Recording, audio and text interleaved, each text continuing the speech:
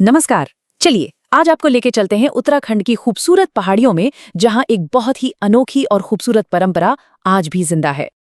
अब जरा इस तस्वीर को देखिए। कुछ बच्चे हैं, एक छोटा सा जुलूस निकाल रहे हैं। ऐसा लग रहा है जैसे कोई खेल खेल रहे हों। पर क्या ये सच में सिर्फ एक खेल है या फिर इसके पीछे कोई बहुत गहरा मतलब छिपा हुआ है? चलिए पता लगाते हैं, एक एक करके इस परंपरा की परतों को खोलते हैं और इसकी पूरी कहानी को समझने की कोशिश करते हैं। तो हमारी ये कहानी शुरू होती है उत्तराखंड के कालीमठ इलाके के एक बहुत ही पावन गांव से, जिसका नाम है कविलथा। ये एक ऐसी जगह है, सोचिए, जहां आज भी पुरानी परंपराएं रोज की जिंदगी का एक अहम हिस्सा हैं। वो बस सांस लेती हैं वहां की हवा में। अच्छा, तो ये जो बच्चे कर रहे हैं ना, इसी को घोगा कहते हैं। पर सवाल ये है कि आखिर ये घोगा है क्या चीज? तो देखिए, घोगा एक बहुत ही अनोखी सांस्कृतिक प्रथा है। इसमें होता यह है कि गांव के छोटे छोटे बच्चे मिलकर एक पालकी, मतलब एक छोटी सी डोली बनाते हैं और फिर उसे नंगे पैर लेकर पूरे गांव में घर घर घूमते हैं। अब इस पूरी प्रक्रिया को ना हम 3 हिस्सों में देख सकते हैं। सबसे पहले तो बच्चे बड़ी मेहनत से ये डोली तैयार करते हैं। फिर दूसरा कदम, वो उन मुश्किल पहाड़ी रास्तों पर नंगे पैर चलते हैं, सोचिए जरा। और आखिर में वो इस डोली को लेकर गांव के हर एक घर का दरवाजा खटखटाते हैं। सुनने में भले ही ये सरल लगे, पर ये एक बहुत ही गहरा अनुष्ठान है।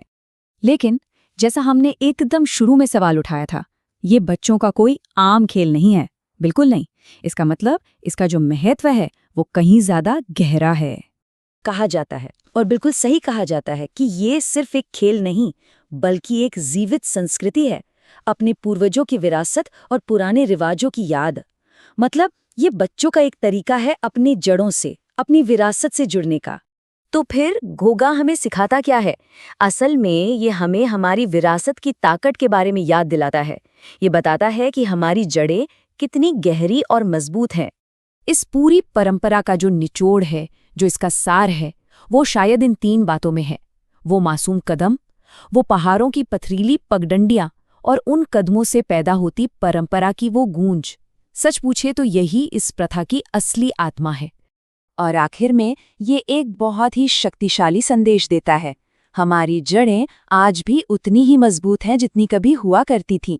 ये परंपरा इस बात का जीता जागता सबूत है कि कैसे संस्कृति और रीति रिवाज एक पीढ़ी से दूसरी पीढ़ी तक जिंदा रहते हैं। तो ये सब जानने के बाद मन में एक सवाल जरूर उठता है।